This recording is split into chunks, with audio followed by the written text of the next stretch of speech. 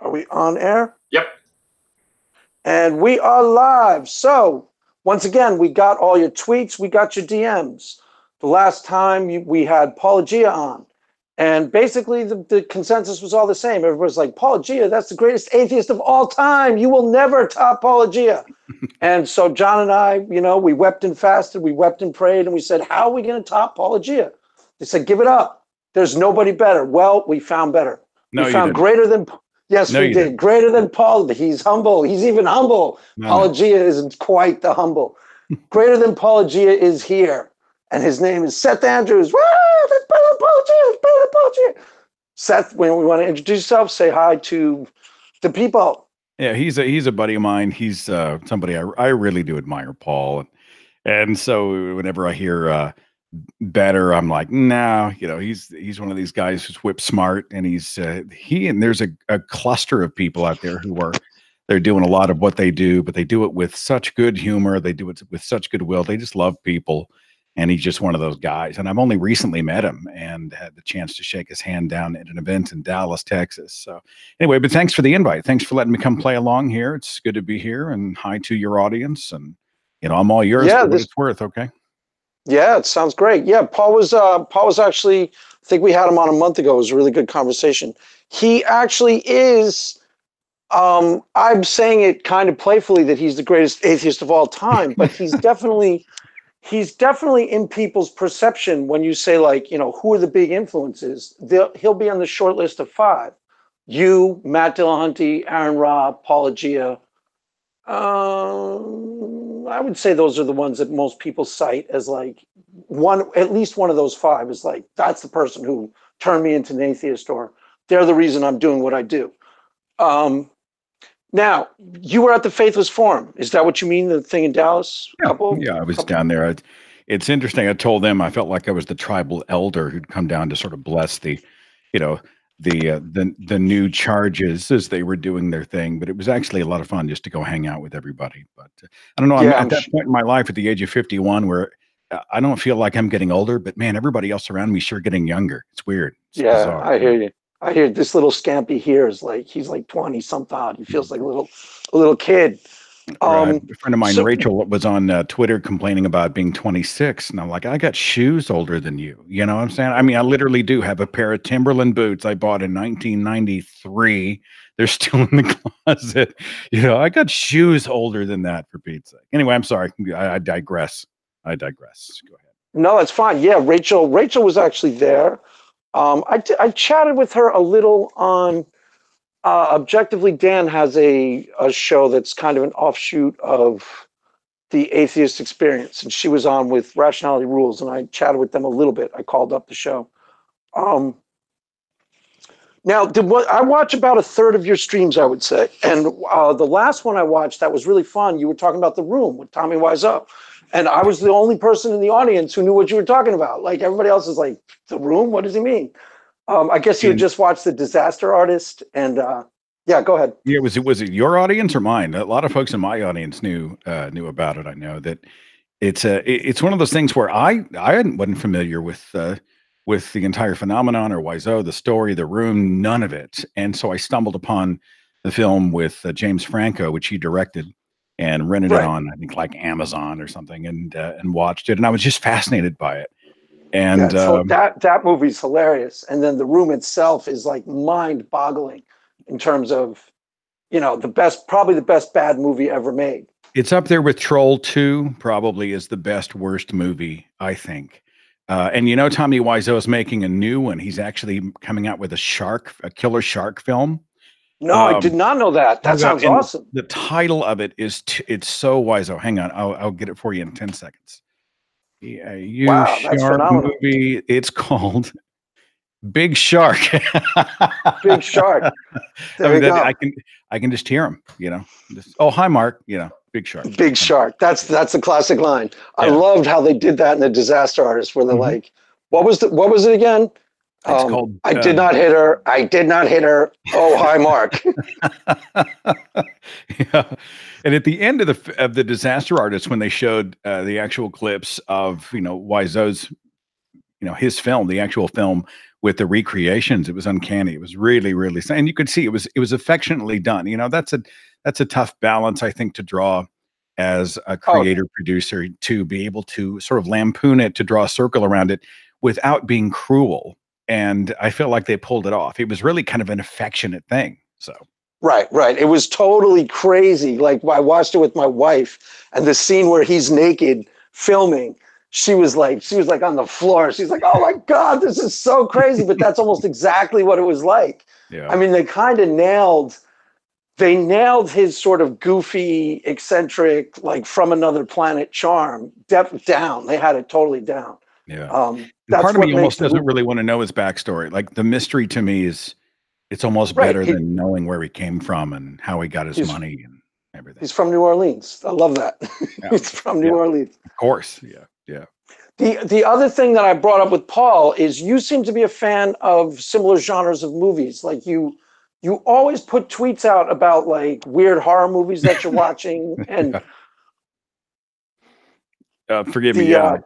No, the one well, I come from a really conservative sort of a background, and but I always, even back then, had a thing for, you know, 80s horror. I started with the classic stuff, and then I was into 80s horror, and and then I like this. I like the really quirky, odd, niche films that you show at parties. So whenever they come on, or whenever I see Joe Bob Briggs, The Last Drive-In, and he's reviewing or at least presenting an old, obscure yet beloved old horror movie, I'll be all over that. We host a horror movie night at my house once a month. We have friends like Natalie. My wife's not a big horror movie person. We're oh my wife despises them. Yeah. She's like, go ahead. Natalie wants, she wants let them fall in love, and they can ride off and to the bliss of the future they have together. And there's harps, and there's manna falling from heaven, and all those things. And I'm good with that as long as it's done organically. But she is not a fan of like some of the darker genres. And so I have this group of friends, and we'll all get together. And Nat will usually come in and she'll hang and participate, but it's not really her bag. Right, But, begrudgingly yeah. participate. I was surprised actually because Shannon, I watched Rec, and I just kind of assumed because Shannon Pelagia, I kind of thought she'd be a fan. I was like, you got to see Rec, Shannon. She's like, I hate horror movies. I absolutely despise them. And I was surprised because Paul is a fan. Paul and I were talking. The one I was going to suggest for your next party is Rec. Have you seen it? Haven't seen The it. first one. No, I Oh haven't man, seen it. it's What is it? brilliant. It's a classic zombie flick. It's found footage, a zombie movie. It's Spanish, but it all takes place in a 24-hour period, and it's a newscast. She's there to like there's some new outbreak. There's some outbreak at this Yes. building that she goes to. Oh, I'm It's sorry. so good. REC Rec. Yes, yes, I've seen Yes. it. I've seen 1 and 2. For some reason, I was thinking Rec as in WRECK in my. Oh yeah, yeah. It's very well done. The one where they're in like the multi-story building, and Yes, yes. yeah, Classic. yeah, I thought it was yeah, brilliant. yeah. So I was There going were to suggest that. found footage is one of those things where it's been there, done that. But if it's done well, why can't they use the format to the setup to tell a good story and generate suspense and good scares? And so I Right. think it still works. So This one I thought was probably the best in terms of using the found footage to actually highlight the story. Like it was really intense yeah, and chaotic. The monster movie was decent in terms of Cloverfield was found footage. It was yeah. decent, but I mean how they used the concept of found footage was kind of good, but it wasn't that great of a movie overall. It's funny when Blair Witch came out, everybody was raving about it. I was hugely disappointed. Plus, I went on opening weekend at the AMC, and they had this massive, like their biggest theater, and there were only seats like on the second row. So I'm sitting, craning my neck way up. There's this massive screen, and I left with like the biggest headache. I was just mad. I just left all irritated, like, oh Yeah, God. I remember. I was very disappointed by that too because Yeah, they hyped it so much as like the next level in terror, and you're going to yeah, be so freaked out and scared, and you kind of like you probably had the same experience I had. You were watching it like, where's the part where I'm supposed to lose my mind? yeah, Like this, I don't know. yeah. The There was one other movie I was going to ask you about. Oh, did you see the new? There's the Hereditary, and then he has a movie out about a cult or something in Swedish Midsummer. cult. Yeah, I haven't seen it. Have you seen? It looks like it looks promising from what It's I read about it. you know, It looks weird. Hereditary's like I'm not a believer in the supernatural, but I enjoy movies that incorporate the supernatural. And people sometimes are confused by that. And I'm wondered why they would ever be confused. It's like, you know, I love Lord of the Rings. I don't believe in, you know, the city of the elves. You know what I'm Right, saying? right, I love all kind of fantasy and fiction products of the imagination. You can suspend disbelief and take a journey. It's like a roller coaster. You sit down, you buckle in, you have the illusion of danger. And then at the end, everybody breathes a sigh of relief and high fives and has a story to tell about it. And so that's what movies like Hereditary and others are like. They incorporate this dark supernatural element, you know, where you've got the king of hell, of the seventh level of hell, and all these types of things. And at the end of the day, you walk out and you're like, wow, that was a ride. Hey, let's go have a, you know, let's go get pizza. And right. so that's, you know, I enjoy it kind of like that. It's sort of my football or golf or, you know, whatever your bubble gum for the brain is to distract you during your busy and often stressful life. That's one of the things I use for me. Yeah, I totally hear that. The Paul actually was disappointed in Hereditary for some of the same reason that you and I were disappointed in Blair Witch. It had been built up as like the next greatest thing in horror. And I saw it cold. I saw it just kind of hearing that it was pretty good. So I was really impressed. But I could totally understand that if it was built up too much, then I you'd thought be it was like, good. "This No, is it." I enjoyed it, except for the last like 60 seconds. There's some very clumsy exposition at the very end where you can tell they're actually talking to the audience and being, okay, this is what has just happened. And it was so sort of shoehorned in there. That was the one spot that I disconnected. I feel like it was the Right. one misstep, but you know, the rest of it I thought was well done. Honestly, it's refreshing. It's different than most of the fare that's out these days. You know, it made you think. It didn't mind doing the slow burn. You know, it didn't go for just a bunch of cheap jump scares, but actually had that feeling of dread as you turn slowly the corner and look down. And sometimes it's what you don't see that freaks you out. And this is true in real life. You know, whenever you're in the house and you hear a sound or you thought you heard a sound, but you can't see it. And then your own imagination goes to work. And that's when the most effective scares often happen. So anyway. This is true. Okay, let me one brief side thing that we have to touch on, and then I'll go into the meat. Were you disappointed in Game of Thrones like everybody else was? How Yes. disappointed? And Yes. did you sign the petition to have them redo the season? Are you No, that? no. Look, they're not going to redo the season, and I wouldn't. But I understand the frustration. I heard someone say that game. I'm not giving any spoilers. If you haven't seen it, I'm not going to tell anybody what happened. But I will say that I saw it written somewhere, and it was so perfectly stated that the producers, writers, and directors of season 8 essentially Dextered the last season of Game of Thrones. They took something that was quite good, and at the end, they just betrayed what the characters were, what they might have been or have not been, even the tragic characters. It was all handled so clumsily that we were yelling at the screen. It's one of the greatest disappointments because when you love a show that much and you've invested almost a decade of your life into watching, Yeah, true enough. you True know, enough. and at the end, I was like, "What?" You know, and the fact that they didn't see it coming, I felt like in some ways that the audience, many in the audience, knew or understood the characters better than those who were actually writing them at the end. And so, you know, we got made fun of because we were so upset about Game of Thrones. Oh, I'm sorry your dragon show wasn't realistic enough, you know, or I'm sorry that everybody didn't walk away with a snow cone. You wanted a happy ending. And of course that misunderstands our protest. I wasn't mad that it things got dark. I felt like it just happened in a way that was so much a betrayal. Inorganic. Yeah, it didn't Inorganic feel too. like them. They just weren't acting as their characters might act for good or for ill. And so, yeah, I Right. spent long, long, long weeks griping about that. And, you know, I'll probably gripe about it some more. It's kind of therapeutic and it feels good just to go out and just sound the alarm. But Yes. I will say on its bad days, Game of Thrones is probably still better than most, the other stuff Well, that's on television. So that was the angle that I was coming from when I actually praised the bells and I praised the long night.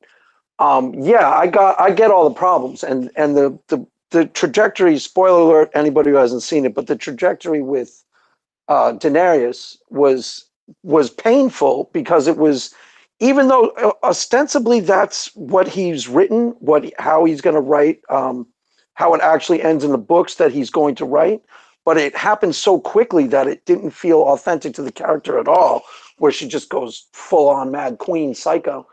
Um, but still, the bells was really cool to watch. It's just like a dragon burning down a city. I was like, this is really cool. Just the same thing with the long night. Just as like spectacle on my TV screen. I was like, wow, this is fun. but do you feel like they were compensating for a lack of character depth with just Flash? You can Oh, only totally. see unnamed, unidentified, sort of almost faceless citizens of a city burned in dozens of different ways before you just become numb to the entire exercise. I mean, there's not a lot of consequence. You look at a street and, they die horribly. The next street, they die horribly. The buildings fall, they die horribly, et cetera, et cetera, et cetera.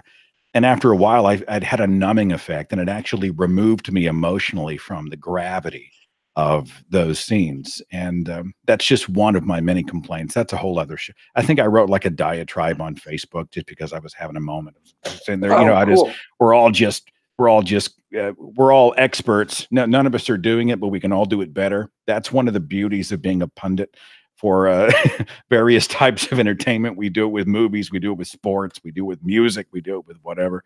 And that's half the fun. When you take it personally, you can go out and make it kind of a hobby in that way. So. Yeah, definitely. And I actually rewatched when the last season was on. I rewatched the first 5 seasons and was sufficiently blown away. I was like, God, I forgot how good this actually was, because the first 4 seasons, anyways, was probably the best show on TV. There's a couple of shows that I haven't seen that are rumored to be as good, like Wired and Mad Men, a couple others. But I think it's the best show that I've ever seen on TV. The first 4 seasons, anyways. Breaking Bad is still, I think, my gold standard. Oh yeah, my wife tells me that's the one to watch. I haven't started it because I know I won't be able to stop, so I don't really Yeah, want to. Breaking Bad is my gold standard, and then probably, Yes. Game of Thrones. The first 5 seasons are really up there. So, Yeah, definitely up there's there. a lot of good stuff out there. So now, okay, so let's go to. You mentioned when you were in high school, you did watch horror movies, but it was probably really verboten, correct? I Well, mean, you weren't supposed to. And how much of this? You talk about this a lot, and I'm very curious about this. So, how much of this not supposed to was really on you? Well, Go ahead. it's there's this line, and for those who aren't familiar with my story, I come from a fundamentalist, devout Christian home. I was a fundamentalist, devout Christian guy. My parents are like theologian level believers, and my mother taught New Testament Greek, and she does even today. Wrote a book on it. Um, You there wrote a book on it, or No, your no, no, mother wrote a no, book no, on no. it? She wrote a textbook for use at the college level, teaching New Testament Greek. Oh, And so cool. this I was think I sort of knew the that. backdrop of my life, right? There's no religious small talk. It's all pretty heavy. But, and we went to Christian school, Christian church, Christian music, Christian t-shirts, Christian friends, Christian everything. And it's weird because we could participate in what we called worldly things to a degree. And this is Right. sort of the PG version of it. So, we could go out and trick or treat on Halloween, but we couldn't dress up as anything sinister. Right. Couldn't be a Um, devil. Couldn't be Jason. couldn't be Well, witches and anything having to do with, the struggle between light and dark, God and Satan, good and evil, those types of things. right. And no dark magic, none of that type of stuff. But we were still able to go out and ring the doorbells and trick or treat and come home with candy. And it was that weird kind of balance where we could Right. go That's this what far that's but no further. right. That's what I was actually. That's what I was trying to figure out, because there's some sort of negotiated compromise Yeah, I mean, between. No rated R films ever. But like, on Friday nights, Channel 8 here in Tulsa had Plenty Scary Movie. And granted, they were showing the old school, Bela Lugosi films and Lon Chaney and Godzilla, the old Toho Godzillas and those types of things. And I was a sucker for that stuff. And, they Yeah, let me sit totally. up and watch that. But in some ways, they saw those as rather benign. It wasn't like I was sitting up watching The Exorcist. And so, I was a guy who was, I was pushing the edge of a very narrow envelope. I was still extremely sort of sheltered and very conservative in how I approached those things, but I did have a fascination for them. I was big into sci-fi. Star Wars changed my life, and so I became a big fan of that type of thing, and developed a love for storytelling. And so, sci-fi, fantasy, a little bit of horror, some horror, those types of things. I used to frustrate my father because he would always be like, you need to root yourself in reality, put your feet on the ground. It was that very much that old school kind of parental advice. And I was always a kid who was kind of in the clouds, easily distracted. I was, a daydreamer. And so I'm sure that frustrated him. Fortunately, I think living in an environment where, at least in my own skull, where the imagination was relatively fertile has helped me as a communicator, broadcaster, storyteller, because now we can use it. We do all kinds of storytelling. And I think it sets the show off a little bit and allows people to sort of take those journeys. So, yeah, his loss was my gain in that regard. Now you're relatively recent. These couple of facts blew my mind. 2008 is, I believe, when you said you that's when you became an atheist, somewhere around there. Yeah, that's when I And realized then I was, yeah. and you used to have a Christian. You used to be doing the same thing, only a Christian version on YouTube, correct? Or a No, no, podcast or no. something. Actually, I came out of FM radio. I was an actual FM contemporary Christian radio broadcaster from Oh, 1990 to there's the voice. That explains the voice. 2002. Yeah, I mean, we played Amy Grant, Stephen Curtis Chapman, Michael W. Smith, Whiteheart, et cetera, et cetera. And I was on the morning show. We run a hugely successful show, actually, in Tulsa, Oklahoma. We're here in a very church-oriented, sort of a Bible Belt city, and so that format really exploded in the '90s. That station that I worked for, KXOJ, was a big part of that explosion. We sort of rode that wave, and we had a lot of success. And so, my parents were extremely proud of their son. Go ahead. And I'm sorry. you were a DJ spinning the Christian hits to, like, here's Yeah. Amy Grant with oh my God, wow. That's Partly wild. sunny skies, 75 degrees, a high of 83. We've got another 30-minute music block coming up next. Don't forget to be listening for the secret song between 8 and 5, blah, blah, blah. We did all that stuff. And then Oh my my co-host, his God. name was Jim Marbles. It was Seth and Marbles in the morning. And so then we did the morning show. So we actually had bits and contests, and we actually did a lot more than just introducing the songs. We got a chance to really connect with listeners. And we were very much involved in the community. So people, sort of knew us when we would go out. It was really pretty amazing. And I still have fond memories of those days. I had, the listeners were precious people, and I was able to do a lot of good stuff, and I was but I was a true believer. This was sort of my ministry. And mom and dad were just, they bust a button. They were so happy that their son was out using his gifts for the Lord. And, I came to a point in the years after that when I went back and did a re-examination of all the stuff that I had previously believed. And I realized in 2008 and said the word out loud in regard to myself. Yeah, I'm an atheist. And then my family spontaneously combusted. They just Right. explode on sight. Well, there's from what I gather, there's still tension between your immediate family about that to this day, that they're not quite cool with it they haven't made their peace with it at all. Is that fair to say? Deeply ashamed and horrified would be probably the accurate way to say. I mean, imagine they believe in a literal Bible, Adam, Eve, Noah's Ark, Jesus on the cross, the second coming. They believe in heaven, they believe in hell. And what happens when your son is an apostate and doesn't buy it, and now they're faced with this idea My father believes in hellfire. My mom, not so much. I think she sees it as more of separation, but there's no torture involved. The dad believes that you're going to a lake of fire to writhe and scream forever and ever. And he's convinced that I'm going there, and they're just horrified and But terrified. I he's mean, okay, but he doesn't seem like he's worried about you so much as angry at you.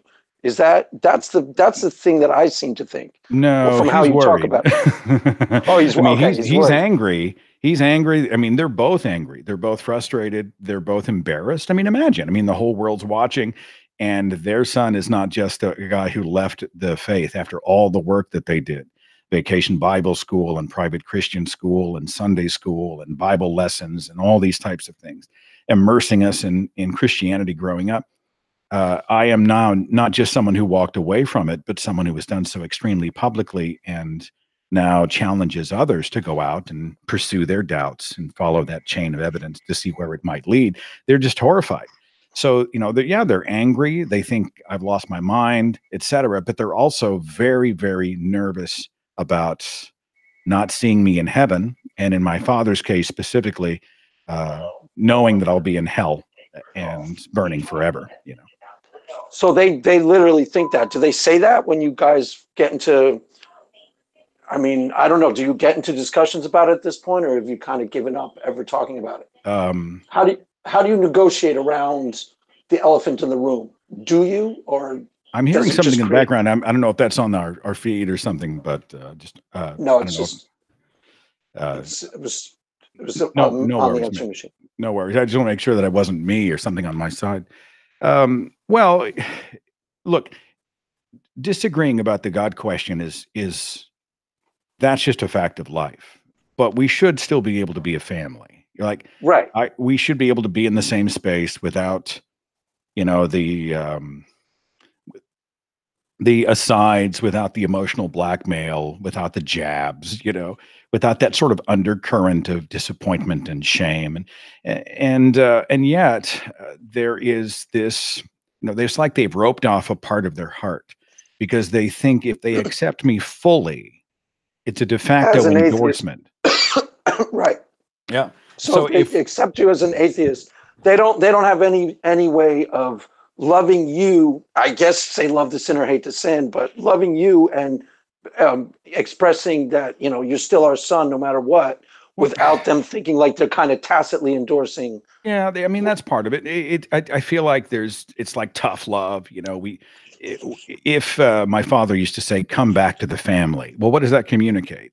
It means Right. because I disagree that I'm now out of the tribe. I'm now part of the out group. I'm no longer in the family. Well, wait a minute, and so we would get together, and there would always be these sort of little passive aggressive jabs, and it was just not good. And then beyond that, I got a lot of sort of sermon text, emails, phone calls. There were shouts and tears and everything else of and yes, there were hell threats. And I'm a believer in boundaries. I think, well, we can disagree on the God question, but I'm I'm going to live my life. I'm going to pursue these questions on my own terms. I appreciate your counsel, and I've asked for it. But now that we've had the discussions and we still disagree, you don't have permission to inject negativity into my life. And families love to play the family card and then cross all kinds of relational boundaries where they get to step over your threshold and shame you. And I've had college students say that whenever they started to doubt their faith, that their parents threatened to cut off all their college education funding unless they towed the line and shut their mouths, which is a whole different kind of blackmail, financial, holding their future hostage. Families will often try to do this pressure thing, and you just don't have permission to do that. And so I came to a point in my own life where I'm like, look, I appreciate your concern, but number one, I'm not convinced. I don't buy it. Two, I am convinced that if a worthy deity existed, that deity would never torture me forever. Would ever. A worthy deity would never torture me and would actually see my journey, my desire to know the truth in a charitable way, and would not punish me for doing my best to know what was true. So, and no matter how it shakes out, it's not your life or your decision to make. So back off. And after years of interjections and boundary crossing, I finally just sort of drew the line. So we hadn't really spoken in a few years, and we actually re-extended an olive branch a few weeks back and had a pleasant hour and a half visit at their new apartment. And there was no judgment. There was no awfulness. Everybody was in a good place. We looked at old photos and swapped some stories. And I gave them some of my pumpkin bread that I'd made for them. Pumpkin bread. And yeah, I made them pumpkin bread, and we had a good day. And I don't know what that means. Are they trying to pave the way for more evangelism, or are they both, pushing mid 80s and they have regrets about what they've lost and they want to reconnect with their son? I don't know. But I feel like it's a mistake not to try to respond to the olive branch. And so that's the square one that we're standing on right now. And the olive branch is a bit of a breakthrough in terms of, at least you guys all sat in a room and got along, and like that was a good start as far as they're concerned. Yeah, I mean, I worry a little bit that it's strategic. Let's get his guard down. Because my parents believe that unless the eternal question is solved, nothing else can really be enjoyed. How can you talk about the weather? How can you talk about your pets? How can you talk about where you want to go to eat and really enjoy? How can you do that if you know he's going to hell? And so part of me thinks, knowing them like I do, that this is sort of a way of creating a relational back and forth, so that down the way, then they'll say, hey, let's all get together and let's talk about something important. So they could do an intervention on you, basically. I mean, I don't want to be that cynical, but experience is a powerful teacher, and so I'm gonna operate as if they are in good faith and they're sincere, because I feel like that's the right thing to do. And as soon as boundaries are crossed, if they are ever crossed, once again, I'll have to say, I'm sorry, you don't have permission to do this. You can either stop now or goodbye. And it's nothing I would ever wish on anybody, but because someone is on your family tree, they do not have permission to tell you who you are, what your values are, what you think, how you think, what you should do with your life, who you should marry, who you should love. They afford themselves those permissions, but your life belongs to you, So that's probably a lot stronger in a Christian community where you come from. Like, that's some tension in almost every family, whereas your family's trying to, they think they own you or they have a piece of you. But it seems like it's a lot more intense by virtue of your background. Well, a lot. I mean, you'll see it in Islam, you see it in Judaism, you'll see it in all and beyond. You'll see it, honestly, not just religiously, but in political circles. If you leave the fold and you don't vote, like, my dad was a Republican, my granddad was a Republican, and you're going to be a Republican. And what's funny about that is when I first became a Christian, it was right when George Bush was running against what's his face, Al Gore. And there was a lot of noise in the Christian churches about, the Republicans are they're the God squad, and you got to join Republican. My wife was trying to pressure me to switch to Republicans. And I almost did it because I was just like, maybe they're right, blah, blah, blah. And the one reason that I never did is I could never do that to my mom, ever. I could never, never become a Republican, because it would it would torture her. It would kill her. So I never did. So I never switched teams in that sense. Because that's but do you think about the level of control that is, it's rooted so deep. But ironically, to personalize your story to myself, my mother is very similar to what you're talking about. I mean, it's a lot more benign version, but she's really tries to get inside of you. And my sister, for example, has become dyed-in-the-wool leftist and sounds exactly like my mom. When you talk to my sister, it sounds exactly like her. Like, oh my God, she's got in your head. She's now inside of you. And you're like, how on earth did this even happen? And she's even talked about it all growing up. I want my children to have my values, which means think as I think. And there were certain dogmas in my family that you didn't go against. They just happened to be all left wing. But it was nowhere near as intense. Yeah. Nowhere near as intense. I think the same people who, they want us to be good people. I understand most of it comes from a good place. They want us to go out and do the right thing. But we may disagree on what the right thing actually is, and that's when things get sticky. Well, but only some of it comes from a good place, because that's the other part that I was trying to put in my own perspective, because I'm a Christian and I don't have a kid, so I can't really do the math correctly.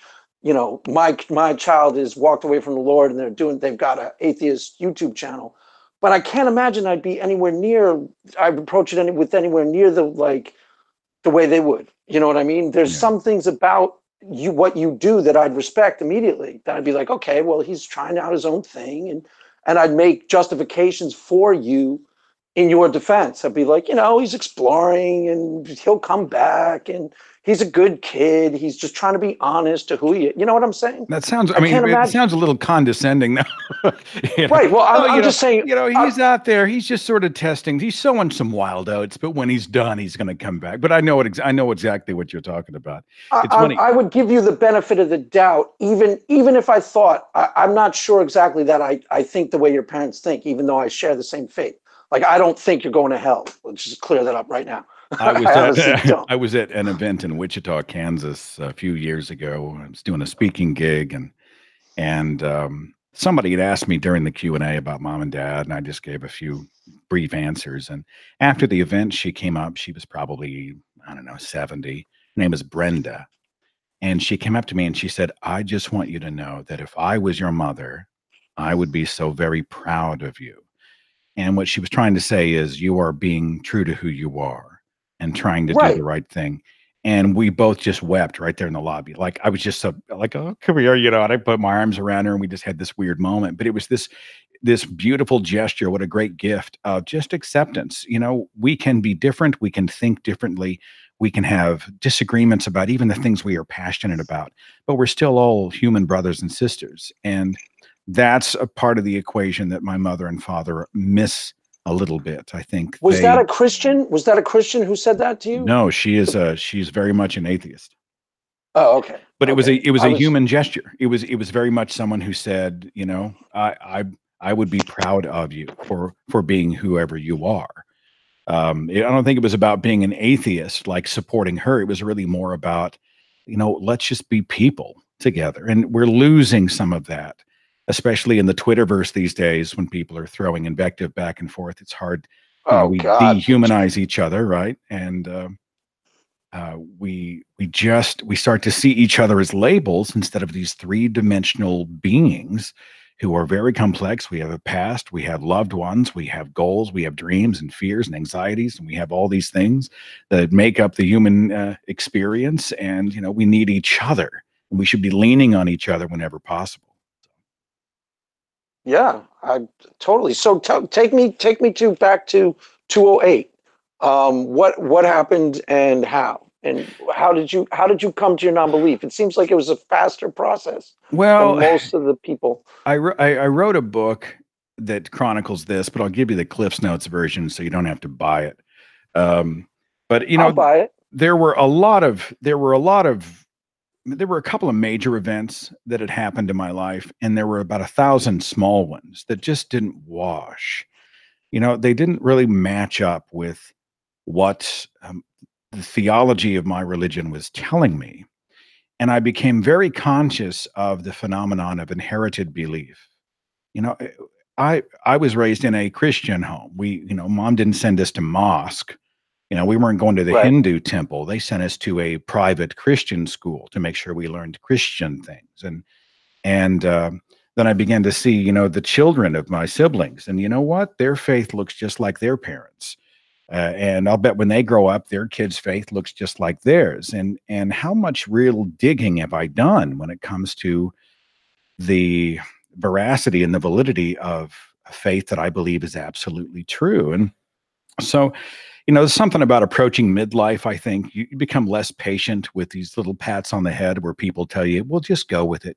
Have faith. It's going to be, we're not supposed to understand those types of platitudes they throw at you. His ways are not our. We can't understand God. The more confusing it is, the more it makes sense. I became less and less satisfied with all that, and I decided, I don't want to just believe it's true. I'd like to know for sure. And so I went back and opened the Bible, Genesis 1:1, and I read the whole thing, but I read it with a slightly different attitude. It wasn't deferential. It wasn't a love letter. Didn't have my God glasses on, but I was just reading to see, well, what's really in here? And for someone who thought he knew his Bible, I was just shocked. And I began to finally become educated about basic science, which I'd been shielded from, or I'd shielded myself from throughout my life, be it evolution, Oh, cosmology. you were young Earth creationist when you were Not growing up? necessarily young Earth, but literal Adam Eve creation, the snake in the garden, and all that. I didn't Okay. necessarily hold to a Oh, 6,000 year. I forgot to ask this. I'm just going to assume that you were taught the Bible's inerrant, right? Yeah, the Completely Bible's inerrant. perfect. Yeah, the Bible is without error. It's without I contradiction. see. Good luck Okay. with that, by the Okay. way. And so we, I went through and began to engage biblical experts. I began doing other research. I started becoming a sponge, and I just sort of went on this journey. And it took over a year of me really just almost obsessed. I couldn't stop because I thought, where has this stuff been all my life? Why has this stuff been roped off and hidden from me? And I came to the realization that that stuff had not been hidden. I had been hidden. I'd been living in this box about this big. And when I stepped out, I discovered a whole new world. It was a scary time. Uh, I was coming out of a marriage, which really didn't have anything to do with my atheism. We just grew apart. And my She was employers a were, Christian. She was a yeah, Christian, she was right? a Christian, but I mean, my atheism really wasn't. I mean, that came after mostly. That was just us. We had some troubles after 18 years. We had both changed as people. I know I certainly had. And then it was, you know, I just, my employers were believers. Most of our clients at the video production house that I worked were churches, right? What am I going to do? Right. What am I going to do? By the way, guys, I'm an atheist. Yeah, I'm what's here, going to Phil. happen to me? Like, I don't know how to do anything else. How can I pay the mortgage? How can I live? Who am I? Like, what's my identity? Because my religious belief had been so deeply embedded in my heart and my mind that I just thought, what are the implications? And I was up all night. I remember I would just lay there staring at the ceiling, just my gut in a knot as I was going through all of this. And it was a tough, about year and a half before I finally sort of came out the other side. But because I felt so isolated and I didn't really know anybody else who was interested in even talking really about it, I sent a massive letter to all my family kind of explaining. I thought I'd rather them hear it from me than hear it through the grapevine. So I sent them an email. Nobody responds. Like, nobody wanted to talk about it. And I just felt cut off. In this So email, you basically came out as an atheist. I did. I sort of gave them the look. Here's kind of where I would write that letter differently today. I'd make it much shorter. Yeah, I was just thinking that. But go ahead. Back then it was like, I'm going to tell them all the reasons why I got here. And I'm going to try to justify my position to make sure that they know that I'm not just going through midlife or I haven't lost my mind or any of those types of things. And so I was defending it, trying to convince them that I had a valid point. And I've learned in the years since that that's not how you do the coming out letter. The coming out letter needs to be about you, not about convincing them. And I would have made it much shorter, and I would probably have done it in person to a great many of them. But, you live and you learn. And because I didn't really have a community, I sort of made one online and started producing video and podcast content for it under the moniker The Thinking Atheist. The Thinking Atheist not being a person, but it's just, an encouragement to reject faith. Faith's a terrible way to find out what's true. The Islamist has faith, the Hindu has faith, thousands of different religions with different gods, they all have faith. I don't want to just have faith that's true. I want to try to know for sure. And if I don't know, I'm just going to say, I don't know, right? And I want to think about the challenges and opportunities before me. And so that's what that icon represented. And so totally anonymously behind the scenes for a couple of years, I was producing these sort of videos that challenged my former faith, that asked questions, that engaged the discussion. And then at a convention in Tulsa in the summer of 2011, I came out as an atheist publicly and showed my face for the first time. and that was an event called the Oklahoma Free Thought Convention. So that cat was then out of the bag, and everybody could find me, and everybody knew, and let the chips fall where they may. So And how did they fall? Did you get a lot of blowback from the community outside of? I was worried a little Do you bit still about. have friends that were Christians who are like who are still friends with you, or are they just kind of like written you off? Or I No, don't really know how that works. I'm married to a Christian dude. Oh, you are? Yeah, yeah, I thought. yeah. Oh, wow. Natalie's a I didn't. Christian. I didn't know that. It's- Okay, well that's friendly. That's most of pretty my friendly. I mean, many of my dearest friends, long friends, are believers of some stripe. But unlike the hard line taken by my mother and father, my friends are like, well, you're still you, man. Our life is better with you in it. And I feel the same about them. Let's hang, let's share life, kind of deal. right, right. Well, Um, that's what I was getting at with your family, is that they don't seem to be able to make any allowance for they don't seem to be able to separate you from your beliefs at all, well, which is. they Go can't ahead. separate themselves from their beliefs as well. And so what happens is that their belief in a literal God and Satan and heaven and hell and a literal Bible has so distorted, I think, their perceptions of love that they cannot see me in 3 dimensions as a good guy who's doing his best, who is out here kicking the tires and just trying to figure it all out like anybody else. They're not able to do that without filtering it through all of this hardcore, hardline fundamentalist teaching about heaven and hell. It's So very what's the difficult. difference? What's the difference with your friends? Are they not quite? Are they more ecumenical in their faith, or they're Yeah, more I laid back mean, about Christianity? Is that have something to do with it? almost everybody's less dogmatic than mom and dad are. Then you're particular Yeah, too, that's a man. pretty high bar. Yeah, they're pretty much like John Hagee squared. Yeah, that's a high bar kind of thing. But when you ask about the consequences, it's interesting because I will say this to their credit, and this is one of the reasons that when I'm talking on my show, I get irritated. I talk about labels earlier. People like to throw everybody in a tiny box and say you fit in here, and it just so rarely happens that way. I'll hear, as I've heard some Christians say horrible things about atheists, while often many of them don't even know one or don't know that they know one. I must Right. admit, I've heard a lot of atheists be just cruel when it comes to talking about religious people. They'll just be awful to them or say that they're all this or they're all that.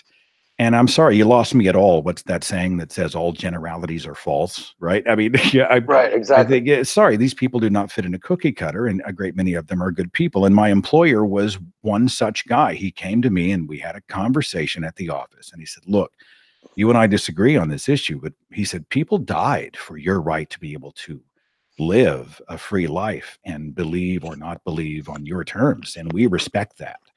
And so, don't worry about us. You have the right to be you. We are going to take the church work and funnel it over here, and we're going to give you the university and city work, which is fine with me. It was like, Right. thank you. It was actually a win-win. He was an example of someone who came to my defense and said, no, we don't want to lose you. We don't agree on this personally, but you work for us professionally. You have a right to have an identity of your own. And, we're not going to penalize you for that. And I got to give him credit. And he's a guy that I admire to this day. And he's a devout believer in God, but he's a man of tremendous character. And, he stuck up for me, and I'll never forget it. So, Wow, that's cool. yeah. So okay, so 2008. That was right around the time of Obama. Where were you at politically? You're kind of liberal now. I would Yeah. say you're I'm center very left. liberal. I'm very liberal now. Well, I mean, Oh, I'm you not are? Okay. extreme. I'm not like, wildly liberal, but yeah. Are Well, you you're not a Justice Democrat. Are you just this is what I asked God this cranium. Are you a Justice Democrat? Are you leaning towards? I believe in the causes for equality and justice in the world, but I am not a social justice extremist, and I resist extremism wherever I see it.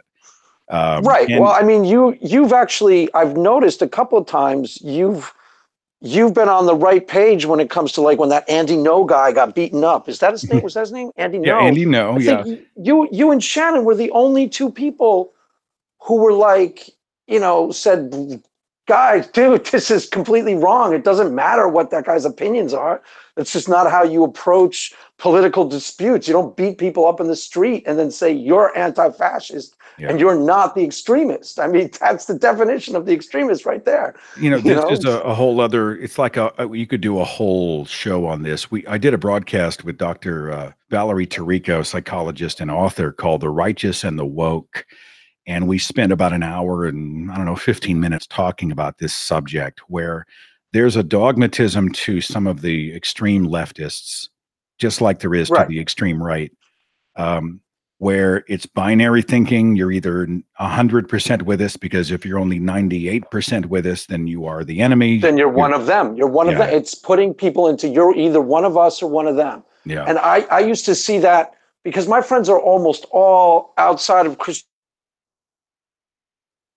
Oh, I lost you, my friend. Uh-oh, Craig. Looks like his internet must have cut out. He should be coming back. Okay, I can hang. There's no worries, mate. All right, I'll source some questions from the chat. There's actually one from Jim Majors saying, "Hey Seth, good to see you. Don't fall for Craig's voodoo." Yeah, I noticed he was doing some sort of subliminal thing. Really? I hear him now. He's back. So. No, it looks like he just fell out of the call again. Dang it. Oh well.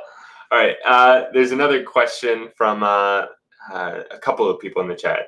They're asking about what do you think the evangelical movement's support for Trump, or why do you think that they support Trump despite his like unchristian-like character that he has?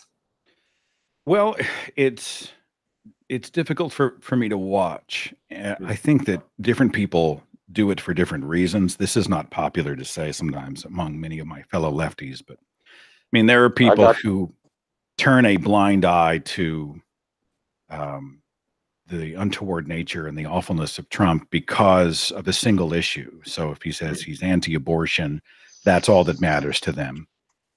They bought into the outsider narrative or the successful businessman narrative, or they read The Art of the Deal and didn't realize that it was, or don't care that it was fabricated and complete crap. And even the ghostwriter said that he made it up, and so they think he's, we got to do something different. There are those people. I think some of it has to do with the acquisition of power. They enjoy being in the majority. They enjoy having those moments in the spotlight. I don't know how else to explain Franklin Graham, Paula White, Jerry Falwell Jr., etc., who were standing next to a man who is the antithesis of the best teachings of Jesus. Now, not all the Jesus teachings were good, but I'm saying that if you were to take the best teachings of Jesus throughout the New Testament, and I actually did a video, it's called Christians for Donald Trump, where we took the actions and behaviors of Donald Trump, often on camera in his own words, and then we just sort of juxtaposed them with various New Testament scriptures about how to behave. Don't take vengeance, turn the other cheek, care about the poor, kind of stuff. Love thy neighbor, don't lust. And don't lust, John. So it's difficult to watch. I will say, though, that I agree with Michael Steele, former Republican chair, when he said that, these people have forfeited the right to ever tell any of the rest of us how to live. From now on, they forfeited any moral high ground. They never get to look at the rest of us and tell us how to live good moral lives. I think they've long ago forfeited that right. Well, okay. Well, then here's a follow-up question, I guess. Then what do you think the more liberal aspects of society can learn from the fact that Trump was elected president? What did I learn specifically is probably a better way to answer that question. That's good. I learned that I think I saw someone who had said that they believe that Donald Trump is the black light at a crime scene, right? Donald Trump is not the problem. Donald Trump is the symptom of a much greater problem. And his ascendance to power, his continued popularity among his base is a reflection of deep-seated bigotry and ignorance. I think a lust for power, and some tremendously awful ideas. You know, whenever we turn our back on our own value system because, well, you know, he's a good businessman. I mean, sure, you know, he bilked his contractors, and yeah, you know, he chased women and was stalking the Miss Teen USA girls in the locker. He's a man. God uses awful people sometimes you can see people they're twisting themselves into pretzel shapes to try to excuse it. You know, I knew those people existed, but I've been surprised at how many of them there are, how uninterested they are in being, I think, really honest about what is right and what is wrong. And I've been reminded of how tribal people can be. I'm more, you know, I had been asked about, like, were you a liberal or conservative? How did you change? How were they affected after you walked away from your faith? And the truth is that I was, for a long time, a Fox News Christian. I was a Rush Limbaugh listening, Fox News, love it or leave it, God and country Republican. And when you come out, was that before? Did you start becoming more liberal before you became the atheist, or was it a little bit? My best friend had come out to me as gay in the 90s. And we didn't speak for a year. I thought he's going to hell and all those types of things because I believed a literal Bible. And I remember, you know, I finally came to the point where I realized that I missed him. He was my brother. He's my best friend, and that he wasn't the problem, I was. And so I opened my sort of sphere, and I sort of decided to ignore those particular verses because it was better to have Corey in my life. And so in little ways like that, I'd started to, you know, not be a fundamentalist. I started to stair step. And this is often how it happens. You start here in the core, and then you say, well, you know, yeah, maybe women shouldn't be silent in the church. And so you step out a little further, you know, maybe you shouldn't do this. Maybe you shouldn't do that. And after a while, you realize that, you know, you've walked away from the core tenets of your own religion. What's that saying that says, if you have to walk away from fundamentalism, there may be something wrong with your religion's fundamentals. And I think that's absolutely true. So I was kind of there, but I was still very much a conservative, at least a fiscal conservative. And when I left the faith, I had to go back and reevaluate all of the positions I had socially that were informed by religious ideas. You know, should you spank a child? Well, wait, spare the rod, spoil the child. That's what I'd always learned. I hadn't even begun to get into whether or not spanking is a healthy way to approach the rearing of children. The death penalty, you know, I've been raised with eye for an eye. You know, you kill somebody, we'll kill you back. Well, wait a minute. Is that really? And what are the implications? Is it fairly applied? What are the costs involved? And gay marriage, you know, how does it really? Is this really the moral decay of society? I saw that meme out there that said if a gay marriage negatively affects your relationship, it means that one of you is gay. I just thought that was a t-shirt. Like, I'd like to wear that everywhere. And so I had to go point by point, position by position, and remove the religiosity and take a look at it on merit. And I found after that decision, I was easily a liberal. And I switched my party to Democrat. I'm still kind of fiscally conservative. I don't always trust the government to pay you know, to do what it's supposed to do well, but I am more of a who's your dog in the fight right now? Do you have a candidate right now? I would take my neighbor's cat over what we have right now, but you know, I like Elizabeth Warren. I just think we need an adult in the room. I want to see someone who can go in, who cares about people, who is outward focused, not inward focused. And is there a perfect candidate? No, but I also believe the perfect is the enemy of the good. I do think good should be the goal. And when I look at Donald Trump, the way he treats others, the way he operates himself, I don't see good. I don't see any evidence of goodness. And I just want someone who goes in, who's got a compass, who won't embarrass us. I think it's time for a female president. You know, we've had all these dudes come in And I think it's time to mix it up. And I think we've got great female leadership. Let's support someone in that capacity. I haven't totally picked a candidate yet. What I don't want is for the purists to decide, well, if Bernie Sanders doesn't get the nomination, that I'm not even going to vote. I'm just going to opt out of the process. We don't need any of that. We need people who realize the perfect is the enemy of the good, but we definitely want good to prevail. And let's find somebody with some values and some maturity and experience and start there. So you're basically good, from reading between the lines, you're basically good with whoever gets a nomination. You're going to be 100% behind. Well, I mean, I think some candidates are much better than others. And again, Warren is really my pick. She's the one I really am rooting for. Okay. But these are early days. I'd like to see more of these discussions. My horse might change, but yeah, that's kind of where I'm at right now, for sure. But you're somewhat troubled by the wokeness factor, by the SJW extremists. That's one of the things that we were just starting to talk about before. Yeah, I started to notice that a long time ago. When I was in college, most of the people that I hung out with socially have always been like way left. And in college, it was like the urban punk rock people and the New York crowd and the food co-op crowd. And I started to notice it then, that the food co-op crowd was starting to get this growing intransigence, and like the radical feminists were starting to become really, really intolerant then. And they've only gotten worse over the years, and they've grown as a proportion of the general population to like fanatical wokes. There were some then when I was at college that were in the crowd of people. Like, you'd go to a party and there'd be like 3 or 4, wallflower types who were totally like, food co-op, Birkenstock wearings.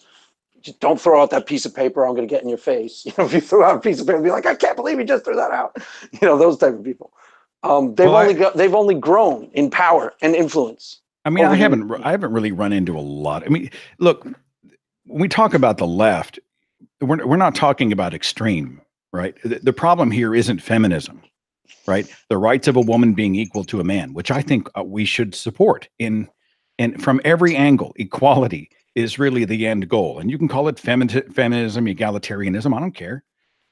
Feminism is not the problem. Extremism is the problem. Extremism. Exactly. And so what we have is that, and you'll see extremists in every faction, and they make a tremendous amount of noise. You'll find extremists in the atheist culture. There are a few people who don't represent really the rest of us, who they make a lot of noise. They're toxic and they can be awful and nasty to other people. But, they're not the ones whose books that are being bought. They're not the ones who are speaking at our conventions. They're popular in their microcosm.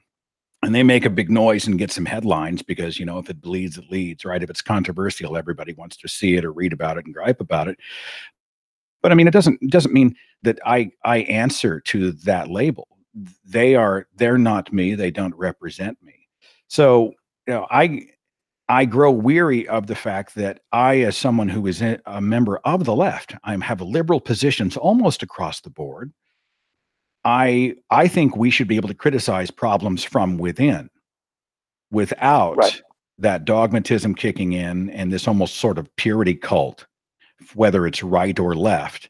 You should be able to criticize and challenge from within. Let's fix the leaks in the boat from within instead of just burning the entire thing to the ground. There's a culture of people out there, I think, who they are extremist in almost every aspect of their lives. They get a lot of press. They make a lot of noise. They create a lot of misery, but they're not me. They're not me. They're not you.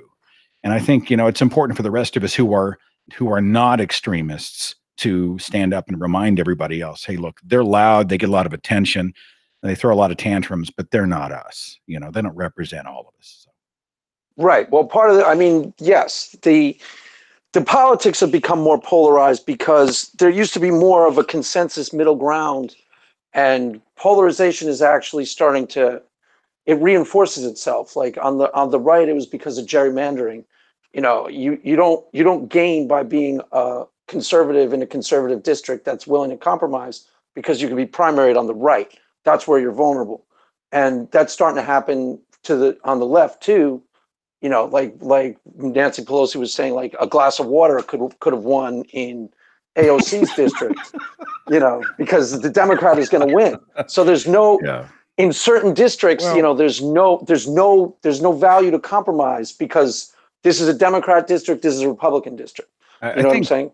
Part of the problem too is that, and I love, as someone who uses the internet to connect with listeners and viewers and essentially family members, they become part of my family all over the world. I am not knocking the internet. It's brought the world, made the world a smaller place, and provided us knowledge and opportunities and resources that we would have never imagined a few decades ago. I'm not knocking the internet, except that in the Twitterverse, nuance is quickly dying. Complexity, being able to look someone in the eye, to hear the temper of the voice, to be able to, we don't talk to people on Twitter the way we would speak to them over a cup of coffee at Starbucks.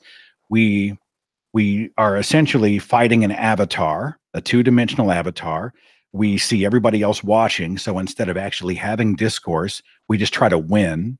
So I can go on. I'm doing a speech around the country right now called "Not Everyone Who Disagrees with You is Hitler."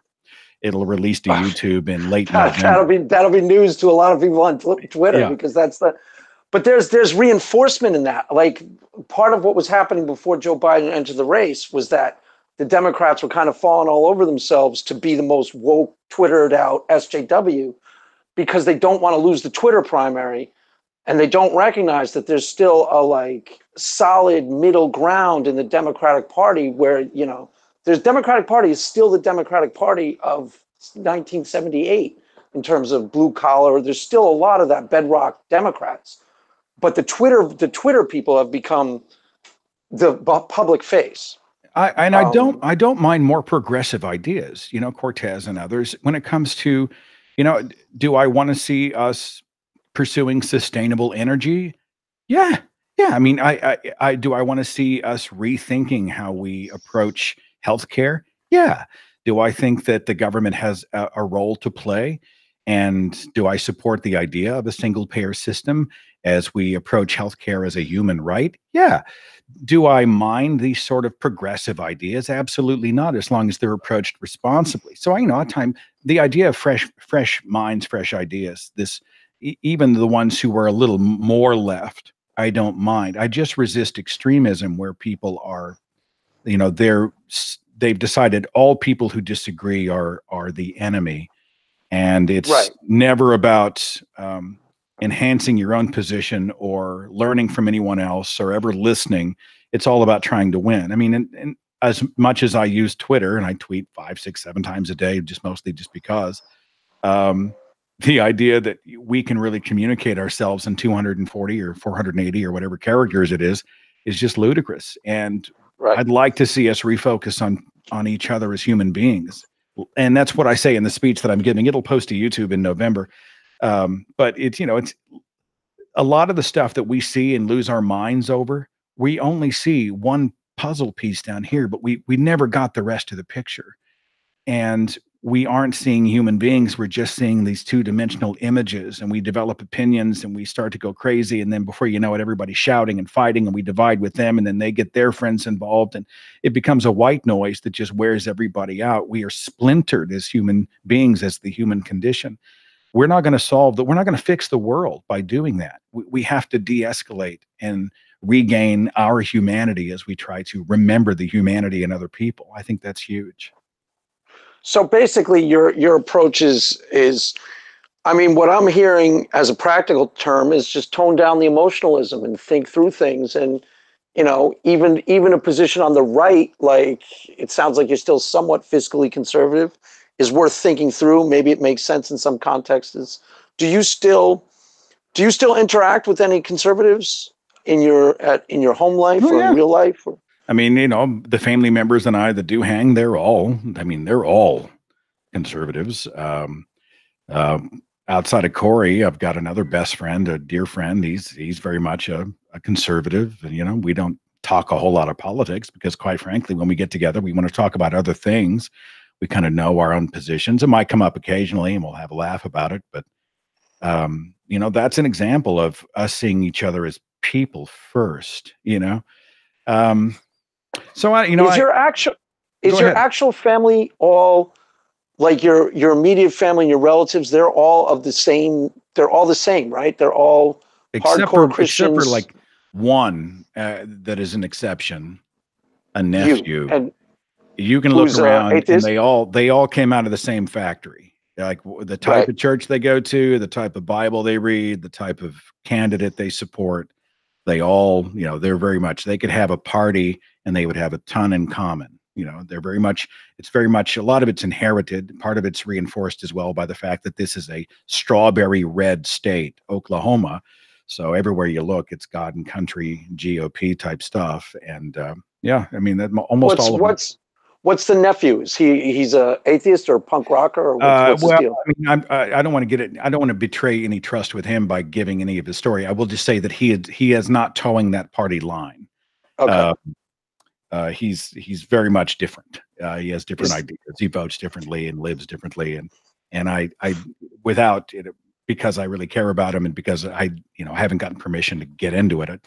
But it's just interesting that he's really the one. But you know, there are dozens of others, and they're all very much like-minded. So, is there any precedent for you, family-wise? Like, there's the uncle back there that everybody talks about. I don't know. I mean, I've got a cousin who, you know, she got into social work, and she's a, you know, card-carrying Democrat, and that's scandalous in my family. But right. No, I'm really the first. And you know, what's one of the frustrating things is that people are desperate to, rather than listen to you or be charitable about your story in any way, they just want to write you off. You know what, Seth? He's going through midlife. You know, Seth, he's always kind of been rebellious. You know, Seth just likes attention. You know, Seth is just going through an angry time. And what happens is that they find all these ways to sort of brush me off the table instead of approaching it like, well, you know what? He says he's got some legitimate challenges and questions and concerns. Well, you know, he has a right to have those, and we should be curious about those. And right. Even if we disagree, we can still all love each other, and good for him. I mean, you know, the idea that they want to write me off, and it's sort of discrediting the witness, if I can put it in a courtroom scenario. If they can discredit the witness, my character, then everything I say can be immediately discounted without consideration. And I find that really tragic. Well, also what you represent. I mean, on some level, your identity is a challenge to the mindset of, you know, in some ways you're an implicit threat to their identity. I don't see atheists like that, but I can imagine the people from where you come from do. I also mess up their categories because they were taught, and they've taught their children and friends and told their friends, atheists are all sad, rudderless, purposeless, immoral, nasty people. And so instead, you know, you've got this guy that they already know personally who, you know, Natalie and I have a beautiful relationship, and we've got a beautiful home, and we love our life, and we want to make the world a better place, and we do charitable things because we really want to help. And you know, we just, I'm in the best place. I would never go back to where I was. It was a tough journey out, but now that I'm here, I've never felt more comfortable in my own skin. Well, that messes their categories totally up because they have been taught to believe that I'm walking around wearing black eyeshadow and, you know, torturing animals, that kind of thing, you know, and eating babies. I'm miserable, and I can't have any. I had my father once. I remember we were having, this was years ago, a conversation, and I was like, Dad, there's no need to worry about me, Dad. I'm in a good place. I'm happier than I've ever been. And he responded, no, you're not. I said, no, Dad, I'm happy. I feel really centered and good, and I love what I do, and I really am in a good place. And he's like, no, you're not. And I just thought to myself, this is a case study in how he cannot process a good life and a good person outside of his little cookie cutter. It just messes up his categories, you know. So, right. I don't know. I digress. The other thing I want to ask you about is, okay, so you're putting up things on your last video of Christian album covers. Oh yeah. What are these? These are the Christian metal bands, or what? Well, these are just a lot of was just fun. I try to mix things up on the show, and I've done 450 podcasts, and they're all themed. Like one week we talk about Scientology, and the next we might talk about politics. The next we might talk about. I think we're going to do one in August called "Unthinking." I can't believe I did this when I was drunk. So we're going to do just a fun show with that. People swapping stories. We're doing a Death with Dignity broadcast. I mean, they're all well. After 450, you're always looking for ways to mix things up and keep it entertaining and fresh, and so. We've all seen these old, wild Christian album covers floating around the internet. Some of them are just creepy. And so we had a bunch of people submit them. And then I went and did research to find out, who are they? Is it real? Is it legit? Is there audio from the album anywhere? And I did like an hour and 10 minutes where we just went through and brought up everything from, the classic old stuff like Morgan Cryer and the Allies and Stryper to some Oh, yeah, we played Stryper. We played several clips from Stryper. I'll tell you a funny Stryper story. When I was in college, I think it was a sophomore year. I was in Waterbury Hall, and I'd go out on Friday, Saturday nights. I'd come home at like 2:30, 3 in the morning. There were metalheads next door. They were kind of cool guys, but they were total meatheads.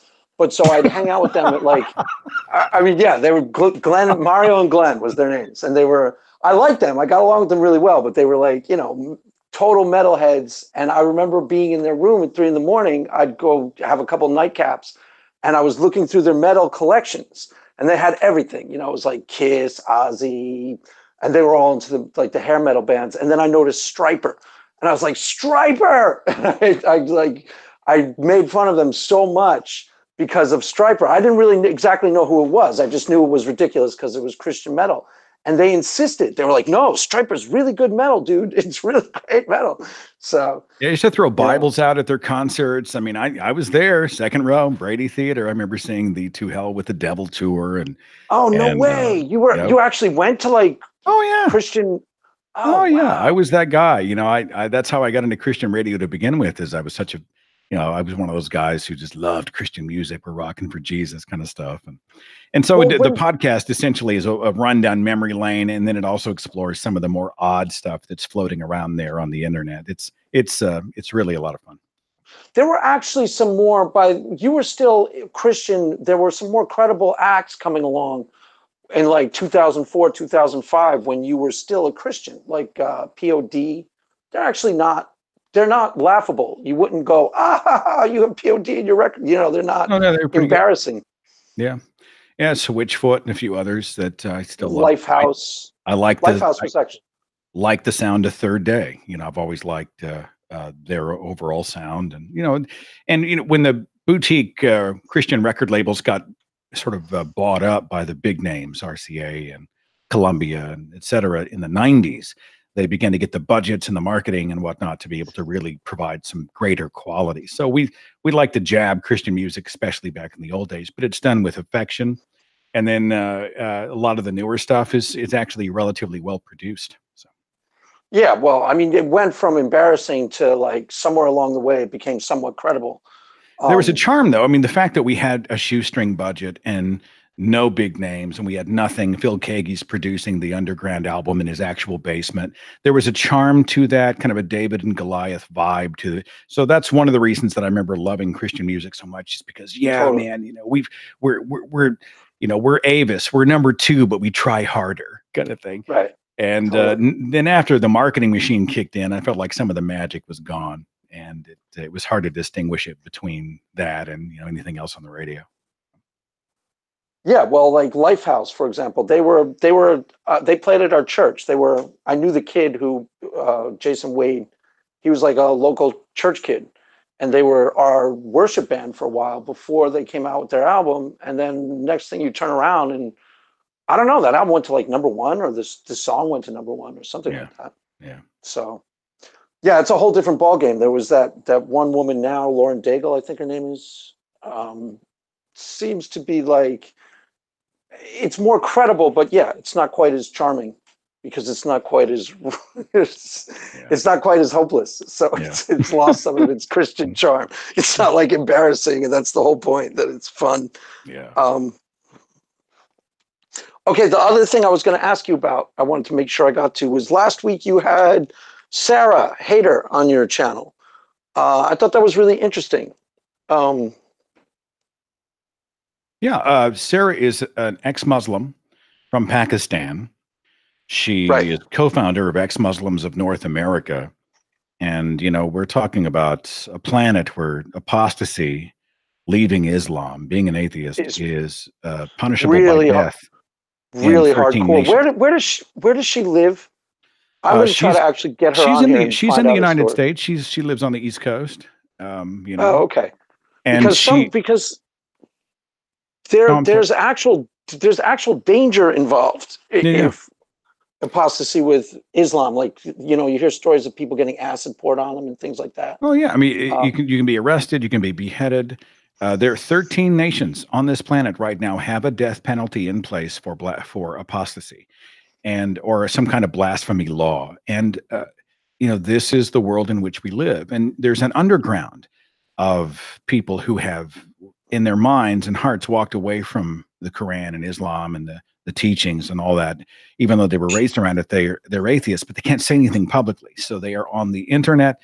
They're using aliases. They're using support networks, trying to communicate with other people. They are reaching out, saying, help me escape. We saw Rahaf Muhammad. She was a great example of someone holed up in a Bangkok airport. She barricaded herself in. She was trying to get out. She was hoping to get asylum in Australia after leaving her family and leaving Islam. They threatened to behead her if they got into the room and got her.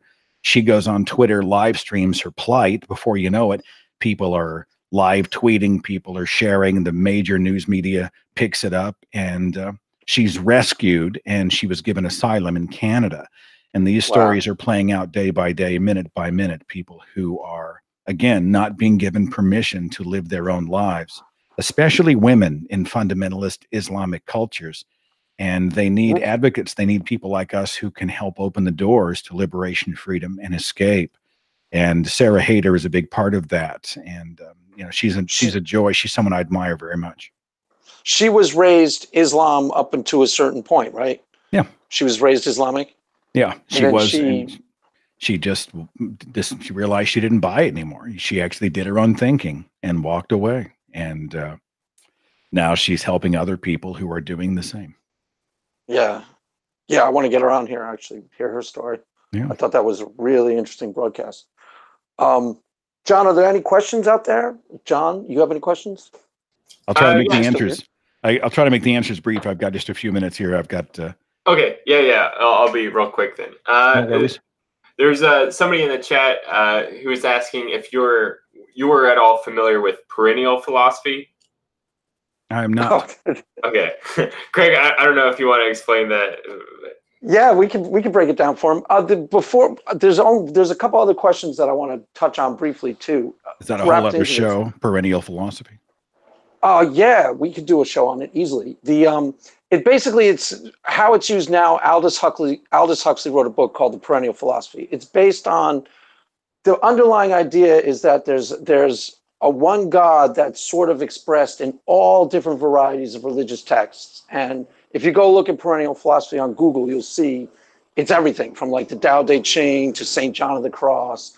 And the more or less the long and the short of it is that there's actually one God, and kind of all the specific religions are getting it wrong. But if you examine like the mystics and the saints and individual revelations, they're kind of all talking about the same thing. So you've never really heard anything about this? I haven't heard it called that, but I'm familiar with the idea. I don't agree with it, but yeah.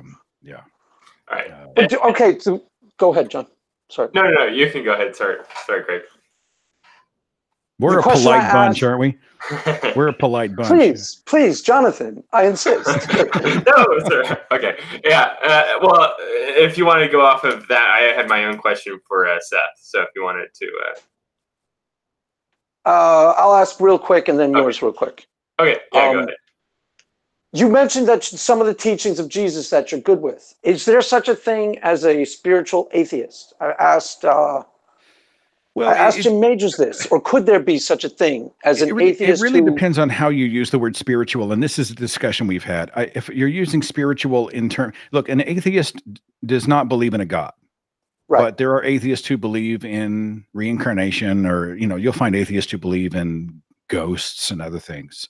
So, I mean, in that way, I guess you could say, but spiritual is often a word that we use because we're groping for other ways to express the transcendent moments of the human experience. The birth of a beautiful child, or you're seeing a beautiful Alaskan sunset, or something momentous happens, and you feel like you've had sort of a spiritual experience. You're not talking in terms of the supernatural, but you're trying to communicate with language that this was one of those transcendent moments where you just were at the height of sort of emotion and joy and fulfillment, and wow, it's amazing to be alive.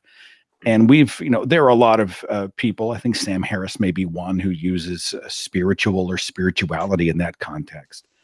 But yes, and actual Christopher Hitchens even talked about the sense of the numinous, which is very similar to what you just said. Yeah. You said it actually really well. That's kind of a lot of it's semantic. I mean, you can call it whatever you want. If it helps to describe what you are seeing, feeling, experiencing, good for you. Right. Do you have any interest in that, in any type of context like that? Or are you just totally, I'm done with that? I don't use the word spiritual just because it's confusing to people, and I don't need to invoke a spirit, like a spirit or otherworldly supernatural plane to be able to describe, the things that I consider to be those amazing parts of the human experience. So I find it confusing. I don't like to use it. But honestly, I mean, if someone else finds utility in it, good for them. Go ahead, John. Yeah. Okay. And just I was curious if you had heard of Jonathan Haidt or some of the other different scientists going around now, or I guess psychologists mostly, that are kind of putting forth an evolutionary origin to religion through seemingly like group selection or elements of multi-level selection. I'm into Jonathan Haidt's The Righteous Mind right now. It's interesting because he's getting into morality and how we form moral decisions, how intuition and reason sort of play off each other. One goes before the other, or vice versa. Dr. Andy Thompson has a lot of great work that talks about how religion was often useful in the early days of the human existence for creating tribes out of non-kin. Remember that we survived and thrived in groups. Right. But, if we have this binding agent, which is a religion, a god, a faith, a culture in that way, it was a way to create these in-groups out of non-kin. And then these groups could survive and thrive together. And there was a lot of psychology beyond that into how the various aspects of religious worship affects us, or, any sort of emotive stuff like music. Brain chemistry changes when you have communal music together. Now, when you were worshiping when you were a kid, you obviously had communal music and worship nights. What happened? Did you have, like, I know Matt Dillahunty has talked about, and actually Drew I had on the channel talked about times that they thought at the time that was the Holy Spirit, but now they look back at it like that wasn't the Holy Spirit. Did you? I mean, if you're a hammer, everything looks like a nail, right? So if you're a religious person, everything looks like God. So when you have a moment of, you get the goosebumps and the chills, and you feel the hair on the back of your neck, and you're all singing together in unison, and it's a beautiful thing, and you're deeply moved. Well, it's not just that you're moved in your heart, that you're having an experience in your mind that is a conditioned response, but you believe that it is a move of the spirit. And when you look back on it, on the other side of the looking glass, you can see that it's all explainable. There are no spirits required. And it's still beautiful, and it's part of the human experience. It's the reason why even when people leave the church, they still crave getting together, communing together, enjoying music together, being inspired, listening to speakers, doing a lot of the stuff that the church does really well. Well, the reason it works in the church is because it's something that human beings do anyway, so. Right. And looking back, I mean, talking to you, I don't sense any sort of anger towards the church itself or how you were raised, but I could be not hearing it, or you just didn't come out in this particular set. Well, I have my moments of anger when it comes to an assault on science education when it comes to the indoctrination of young children. You know, I see a lot of things that the church does, but I don't get angry directly at those who believe that they are doing the right thing. You know, they're acting because they believe it's the moral thing to do. But I still get angry that it happens. You know, I think there are a lot of things that religion does that holds us back. And that's a whole other show. I know that's a can of worms. If I open it up, Yeah, we'll be here all totally. night. But so you consider yourself an anti-theist, just to put that in the I don't get hung up on labels. I don't know that I go as far as Hitch did on that. I just think we don't require it. You know, all the good stuff, the best stuff that religion provides, we have without. We don't have to lie to ourselves or to children. I don't think that the Bible is remotely a moral book. You can find moral verses in it, but as a whole, it's a terrible guide for living one's life. I think that, you know, we can operate with more enlightened ideas beyond it. And more than that, we should be able to give each other permission to be able to be whoever we are without being spoon-fed our identities by a religious culture. You know, religions like to tell us how to do this, how to do that, how to act, how to operate, who to be, how to dress, you know, those types of things. It's really, a lot of it's about control, especially true when it comes to issues of identity and sexuality. And, you know, that's a whole other show on its own right as well. I just think, you know, we need to evolve past it, and we no longer require these types of things. Our tribes no longer need that binding agent. And now that we understand why it's there and how it was used, we can walk away. Do you and your wife, how committed is she to Christianity, and do you guys ever talk about these type of things? She's not a fundamentalist, and that's probably why it works. She's very much a let people believe whatever they want to believe, and I'm very much a, well, that's great, but you don't get to live your life unchallenged. What's that Emerson quote that says, let me never fall into the mistake of dreaming I'm persecuted whenever I'm contradicted. And I think, you know, if you hold a position and you're making a truth claim and you're out there projecting it, which is what, you know, religion does, go ye into all the world, preach the gospel. Well, if you're going to make a truth claim, you had better prepared, because you may become challenged and criticized. And so she's not big into conflict. Me, I'm one of those guys who wants to get into the mix and have those conversations. But mostly we live around our disagreements because the rest of our life is really good. She's the most beautiful person I know, and we've been together 10 years and have a wonderful life together. So, wow, that's cool. Yeah, that's cool. All right, my friend. So, yeah, if I may, I don't want to be rude to anybody in the chat who might have a question, but I promised her I would take her out to dinner after a long day at the office, and that was 30 minutes ago. So I want to make sure I'm true to my word and go take care of my people tonight. So. Yeah, well, this was a great conversation, Seth. I'm really glad you stopped by. You're good people. I enjoy the opportunity to be able to engage. It's a nice, easy, free-flowing conversation, and those are always a lot of fun for me. So thanks to you, thanks to your audience and everybody. Yeah, this was great. This was exactly how I thought it was going to go. So you're welcome back anytime. Doors always open. As I said to Sirius the Skeptic, mi casa es su casa. All right. Anytime you want to do this again, let me know. And Just we will set my up. people contact your people. All right. Sounds like a party. Sounds good to me too. All right. And thanks with again. that, the greatest atheist of all time has been supplanted.